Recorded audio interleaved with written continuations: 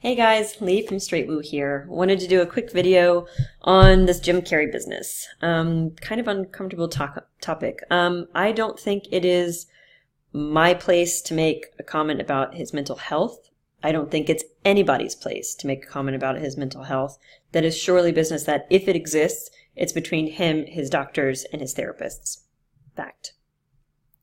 I do have a small issue, however, with the reappropriating of his words as a crutch for some parts of the spiritual community to lean on, to say, like, you know, Jim Carrey's woke as fuck, oh my god, he's speaking the truth, speaking truth to power. And while I think that there is a kernel of truth that we're seeing in his words, I think by far there's other stuff happening. And I hope to present this material pretty neutrally, with no particular slant to, going into the charts. All I can say is this. What I saw was not somebody that's on the path to spiritual enlightenment, for many reasons, but most specifically because anyone I've known that's been a fantastic healer, the shaman that I've been following for quite some time, these are people of huge integrity and therefore huge responsibility. They realize that their words hold huge value. There's a lot of energy and there's huge impact in sharing certain words with people, and certainly not just sharing words with individuals, but millions of people. So while I think there is a beauty and an integrity to using one's platform to spread a certain type of message, I'm querying whether or not that was the intent. I'm querying whether or not that was done responsibly. And thirdly, it reminded me of something that just happened a few years ago that was like another celebrity in existential spiritual meltdown in the public eye.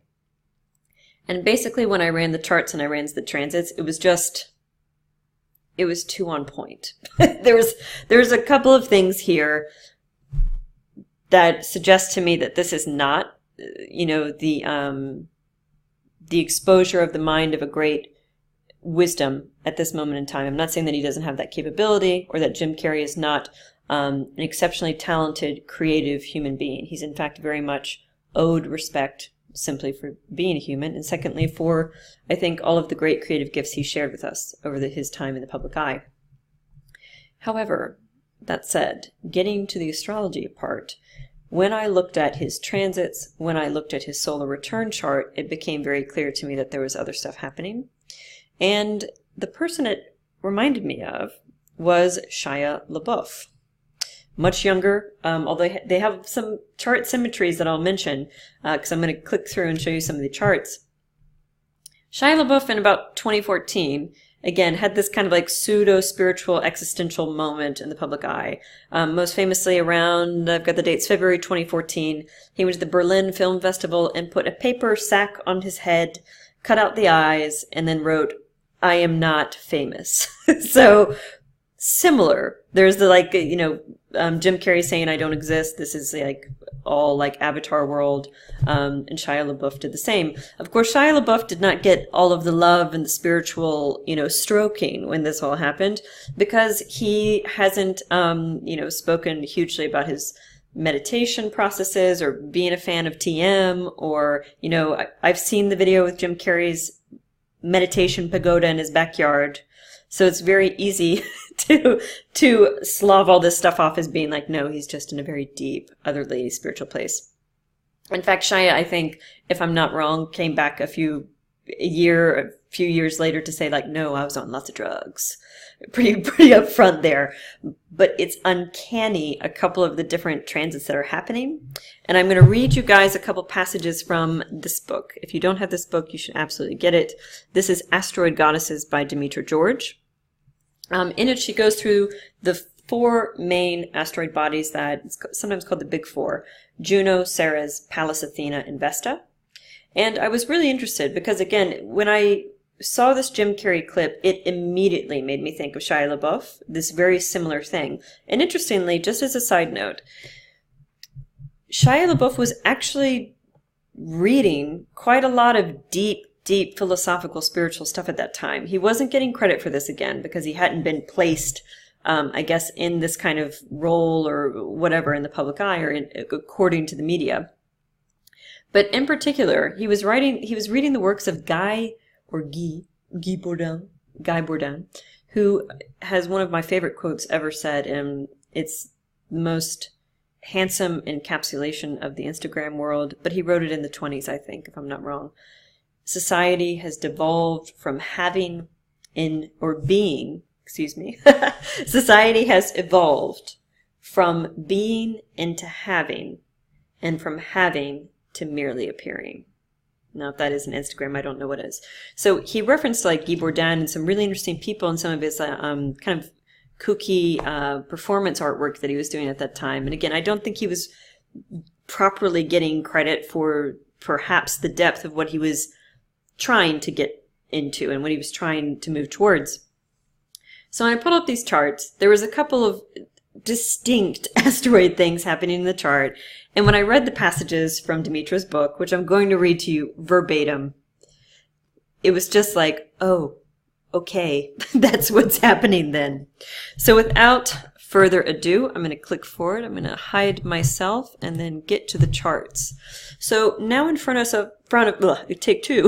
us, we have Jim Carrey's chart. In fact, that's the solar return. So here we go. This is his natal chart in transits for 15th of September. Jim Carrey's chart on astrodienst.com is A-rated, so the birth time is pretty good. We should be able to count on it. So some things that are interesting, just as like point of reference or things that they share, Jim Carrey and Shia Labeouf. Jim Carrey has Moon in Gemini in the 8th. Shia LaBeouf is a Sun in Gemini. Jim Carrey has Mars and Capricorn in the 3rd house. Shia LaBeouf has Mars and Capricorn in the 12th house, which is interesting because he's struggled with addictions. And one person I can think of off the top of my head that has that exact placement is David Bowie. David Bowie had Sun and Mars and Cap in the 12th house. They both have a prominent Uranus. So in Shia LaBeouf's chart, his Sun is directly opposite Uranus retrograde. That's when Uranus is in what we call the apocryphal phase. It's kind of hidden across the way by the sun's beams, but it's quite powerful. It makes for an erratic personality, an erratic character. And you can see here in the chart, right on the midheaven, so we're talking about like an orb of 2 or less, we can find the Uranus of Jim Carrey. Interestingly, planets on the midheaven and planets in the 10th house shine quite brightly. Reason being is that the sun is born at the point of horizon, and it moves in this direction. I mean, planets move and kind of travel through the zodiac in this direction, but there's something else called, if some of you will be familiar, some of you won't, there's a secondary motion to the birth chart called diurnal motion. So as the sun rises from the horizon point, from daybreak itself, the sun rises into midday sun, and this could be like what we consider noon, high noon, midday sun at this point in the chart. So since the sun is kind of waxing in its strength and its height in the sky, the 10th house was considered a really powerful place, and therefore planets that are there usually shine, quote unquote, shine pretty brightly. They're very visible for good or for bad. I think it's quite telling that he has Uranus on the midheaven. Of course, it talks about, technology, film, cinema, things like that. I think it also talks about his quirky, innovative, changeable nature, the characters he's played that are so out of the box. And I think Shia LaBeouf embodies that in a very different way. I think they're both people that you can feel a certain sense of like being on the edge, that you could throw them into a multitude of different situations, characters, lines, artworks, whatever, and that something interesting might come out of it. So that's some of their kind of like looser, I'd say, aspects that I find are interesting. The other two that I find very interesting are Mercury opposite Neptune or Mercury square Neptune. Jim Carrey has Mercury square Neptune, so his Mercury is right here in almost a perfect conjunction with Jupiter, and it squares Neptune here, and Neptune is right on the ascendant. Interestingly, Somebody I was doing some research on just the other day was Cat Stevens. Cat Stevens, who was born actually with a Cypriot name that I can't pronounce, who then became Cat Stevens, who then became Yusuf Islam, also had Neptune on the ascendant. That can be, Neptune's a mist or a fog, so there can be a sense of the changeable nature, like that one's identity or perception is very hard to pin down. And equally, Neptune does have a sense of a transcendental bend to the nature, or wish to connect with something higher. Cat Stevens most certainly did that by changing his name to Yusuf Islam and devoting his life to the work of spreading Islam in a positive way. And I think Jim Carrey has done something very similar, but albeit in a very different method. If I'm not wrong, he's gone down the Buddhist path. He's gotten way big into TM. He studied, I think, hand in hand with people like Eckhart Tolle. So Neptune in the first and very specifically on the ascendant can really bring somebody to that kind of work.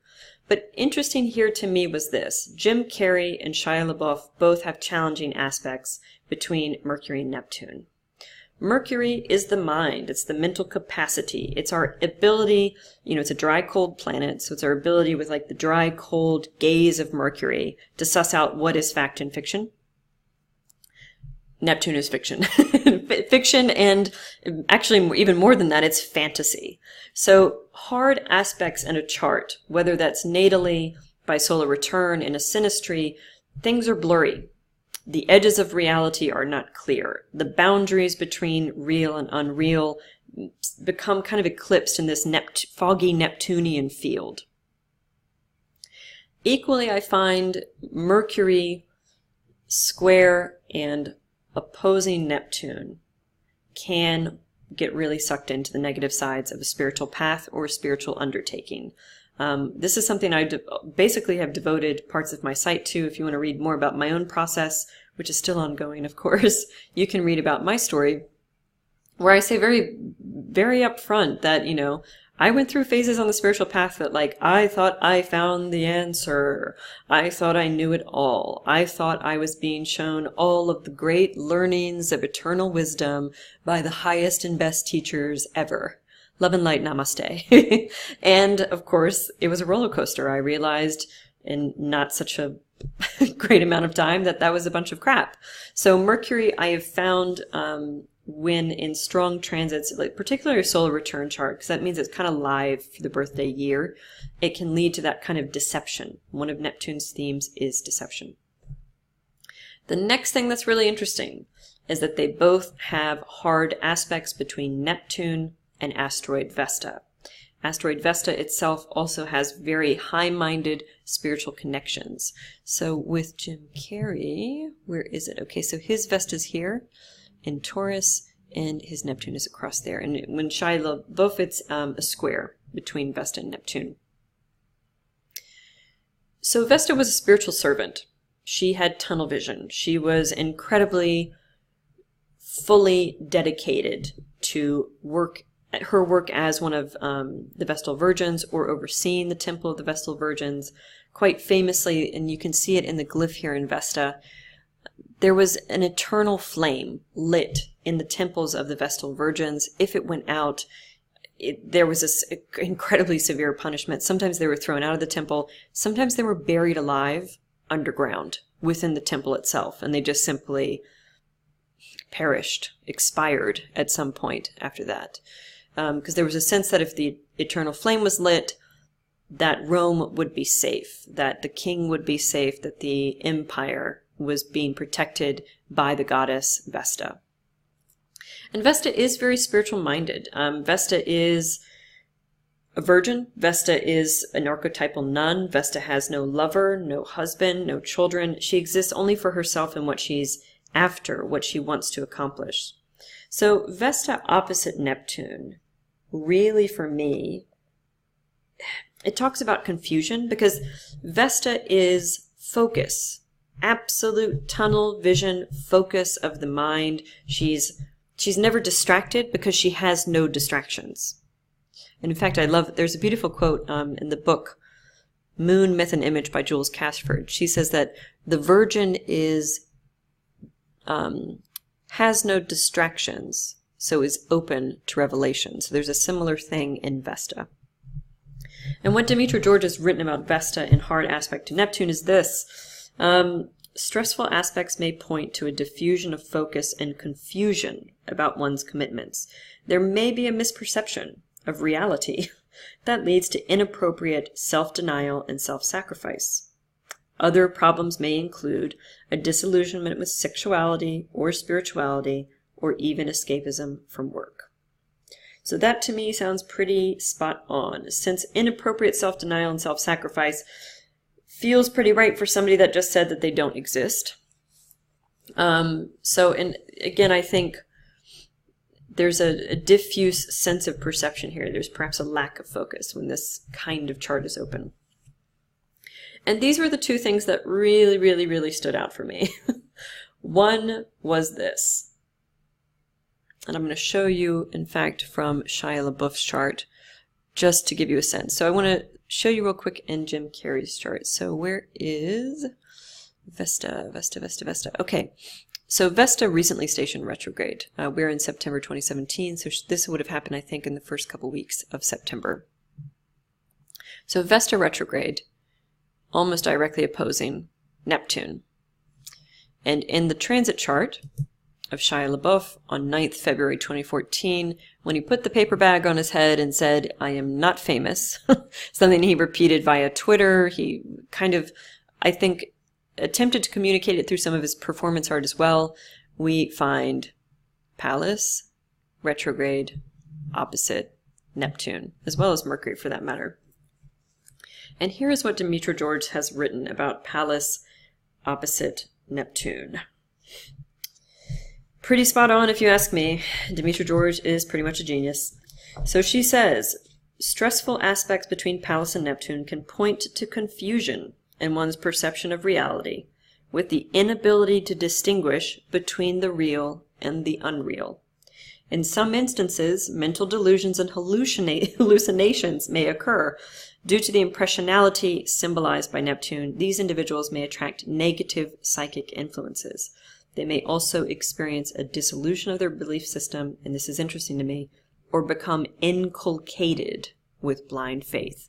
So this looks like somebody to me that gets into a deep spiritual moment, and the normally hyper-cognitive, successful, pointed, accomplish-orientated, creative, strategic element of Pallas is eclipse and lost adrift in the Neptunian foggy mists and waters. I also think about people getting deep into spiritual processes in such a way that they're swallowed up by that. I think about a split, which Demetra already mentioned, between the reality, the tangible, the evident, and the fantasy, the illusory, the deception. Equally really interesting here, another thing they shared in this exact kind of moment. I'm going to go back to Jim Carrey's chart again to show you.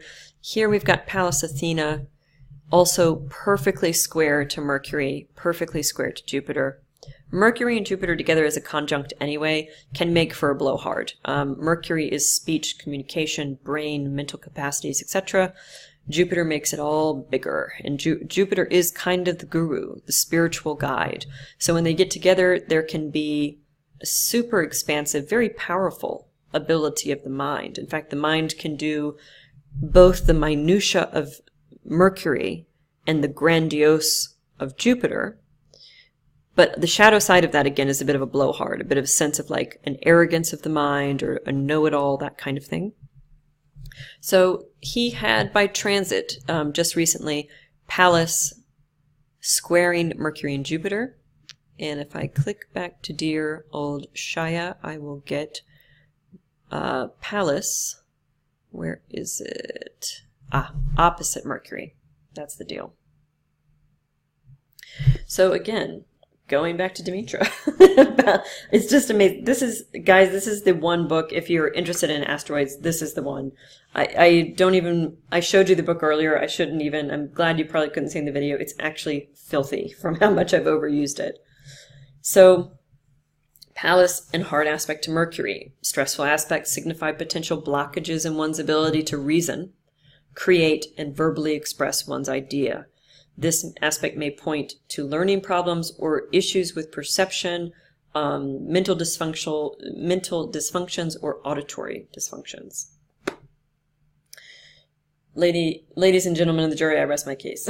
Almost. And even in Shia Labeouf's chart here, I might just move my screen a little bit over to make sure I'm not blocking it. So further, where in Jim Carrey's chart, it was Pallas square to a Mercury-Jupiter conjunction. Here we have transiting Pallas opposite Mercury anyway, and then we've got a Mercury-Jupiter conjunction. So it's just interesting to me that all of these things kind of happen together. In fact, his Mercury-Jupiter conjunction squared Uranus, which I think to me that feels quite similar to Pallas opposite Mercury in a way, because the stressful aspect of Pallas can feel a little bit erratic, because if there's a normal flow of creative, mental, strategic wisdom energy within us, it gets bottled up or blocked with hard aspects to Pallas. There's lots of other things happening in these charts, right? So I'm not going to go on and on and on here. Other things that I think were interesting to think about, again, going back to Jim's chart. Hopefully I'm not making you drunk clicking back and forth. He is undergoing, and has been, a Uranus square to his sun. So there's like a sense of a break with the essential identity, the core self, the core being that which we have been married to throughout life. And I'll say this, I've been undergoing a Uranus conjunction to my sun. I've just had my second one, and it's given me an all-found total new respect for Uranus as a planet. Even a week before that transit first occurred back in April, I thought, I can't imagine what this is. And then, I found out. I found out very fastly. So, and important to note here, this is Uranus square the sun, not sun square Uranus. Sun square Uranus will happen twice a year, every year anyway. But Uranus, which is a real slow mover, squaring the sun, there's a break or a trauma. There's like breakthrough and breakdown, both. And when I think about this happening with the sun, I think about lots of hidden material flushing forth to the surface. Some people describe Uranus's planetary way of being as kind of like, I've used the term before, it's like the lightning bolt that strikes your house and burns it down, or it's that flash of intuition, or it's a lightning bolt that illuminates a field that was before just sitting in darkness. So I think all of these things are occurring. Interesting though, and the same way I have to say, I'm sure this is a really liberating period for him. He's probably breaking himself free from lots of old chains here, because while Uranus is square his sun, Uranus is trine his midheaven, it's trine his Uranus. And this is happening across the work areas. So it wouldn't surprise me if he never came back to film, or if he did it in a totally wacky-woo way. I read some rumors that he was going to play Terence McKenna, the famous psilocybin, LSD experimenter, really big into that kind of culture, the use of psychotropic drugs for spiritual pursuit. So I don't know if that's something, I don't know if it's his art that he just sticks with. So there looks like there's like a positive breaking free here between the responsibilities, the drudge of everyday life, the work, the career, and the public profile. But a Uranus trine is also not easy. Uranus to Uranus trine by transit, is still going to be quite bumpy. So there's, again, I could go on and on. There's a lot of stuff happening in these charts. I just found some of the points with the asteroids really profound. And the last thing I want to show you is this, just on Jim Carrey's chart. This is his solar return chart for the year. So super interesting to me was his sun's direct opposition to Vesta. And then I'm going to tell you a little bit about an ancient technique called annual perfections, which was really, really telling in this case. So once again, going back to Demetra's book, Asteroid Goddesses, what she says about Vesta opposite the sun, I'm going to sum it up very quickly. A general sense of confusion and aimlessness about one's life and life direction may produce mental anxiety, stress. Excessive self-absorption may lead to alienation from others. So that is Sun opposite Vesta as an aspect that is alive in his solar return chart this birthday year. The other thing, again, Pallas, is that in this chart, Pallas here is natally in the 5th house. It is directly opposing the moon. And when I think about moon opposite Pallas, I'm not going to quote from Demetra here. I think I've done enough of that, enough of footnotes that I should credit to her in my life already. But moon is the body.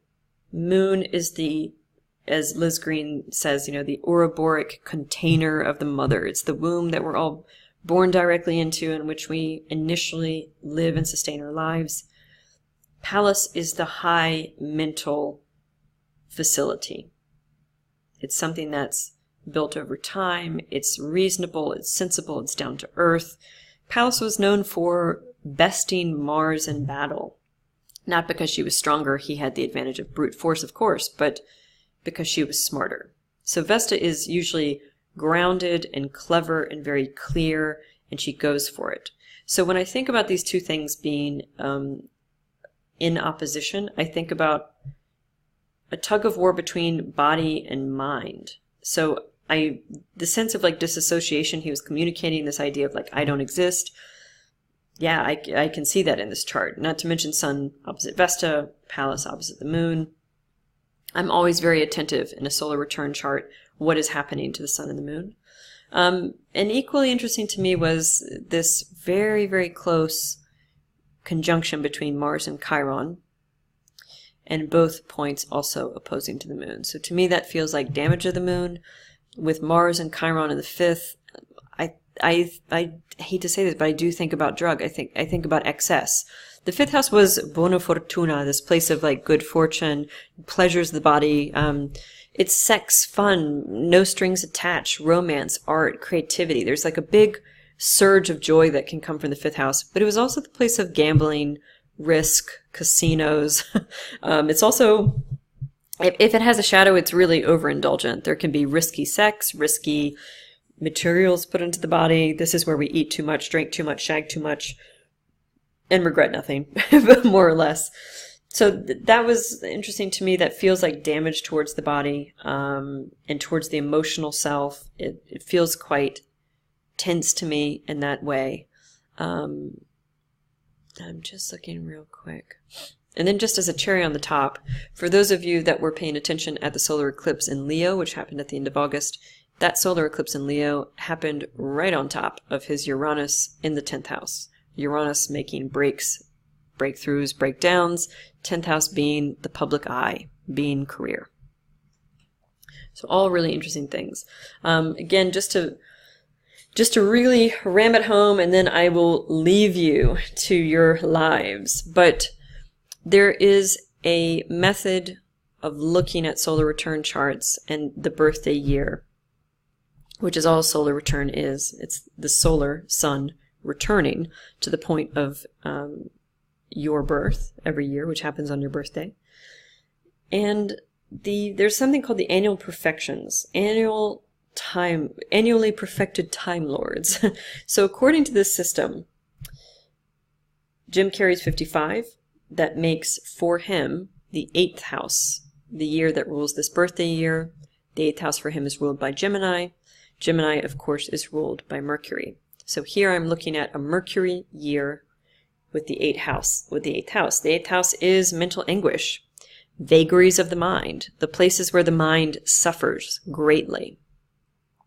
The next thing we do when we're looking at this kind of technique is we look at where is Mercury in the solar return chart. Interestingly, this is why I kind of got into the sun aspects, the moon aspects. Mercury is here in Capricorn, which is an okay sign for it. No, not so bad. Mercury is not retrograde, so that's okay. It is not opposing anything. There are no big, tough, punchy squares. There's equally no super great aspects either. There's kind of a Mercury, loose Mercury to Pluto trine, which can talk about transformational work that happens within the mind. But when I really just see this this chart and the solar return and the annual perfected time lords, if somebody had put this chart in front of me, I would have said this person is going to struggle with their mind. because the third house where Mercury is in for this year is communication, is writing, is sometimes associated with the mind and with Gemini itself. I don't always buy that, but most certainly there's a sense of one's personal expression happening here. So I think about people expressing their pain. If somebody had told me, you know, that somebody's been through a horrific period and they're going to write something about it, very powerful, that's going to help them transmute that feeling of energy, I would have believed that. But I also think about the limits of the mind, the suffering of the mind, the parts of the mind that get us into trouble. And then again, once on, you know, we've got all these tough aspects here. Interesting that you can perfect by year, month, and date. And the way that works is if I was to go and start with the 8th house, which is this annual perfected house of the year. I start here, and this would be January 16th to February 16th, because his birthday is 16th of January. 16th, 17th happens on different days some years. So this would be January, February, March, April, May, June, July, August, September. So September is where we find his Mercury. It's where we find the Jupiter. It's where we find perhaps some challenges in the chart. So again, that would be January to February, February, March, April, May, June, July, August, September. So this would have meant between something could possibly happen, because Mercury's here and Mercury's there. Mercury is the planet of the year. That something might have happened between August 16th and October 16th. That would be of particular interest. And I won't go through it now, but basically if you perfect even further, it more or less puts you on September 15th, 16th, 17th. So pretty bang on here. So again, these are just my thoughts, the things that I was able to pick up from studying the charts and just quickly looking at transits, comparing it a little bit to Shia Labeouf and his transits back in 2014. I reiterate what I say, that I don't think it's anybody's place to talk about his mental health, but I most certainly think that we can push back on the concept that he is the enlightened genius that's going to take us all forward into spiritual progression in some way. I don't think that's unfortunately happening. I think it's pretty clear from all of these transits and the solar return chart that is also probably not what's happening. It doesn't mean that what he said doesn't have kernels of truth or there isn't something hidden within that. But I think on top there's quite a lot of other processes happening that are very confused and probably very painful. So that is it, my friends. I hope this has been useful, if not for explaining some of the stuff that's been going on recently, but just to kind of give you a sense of how powerful and potent the asteroids can be when they are used. I am Lee from straightwoo.com, and I will see you guys very soon. Bye.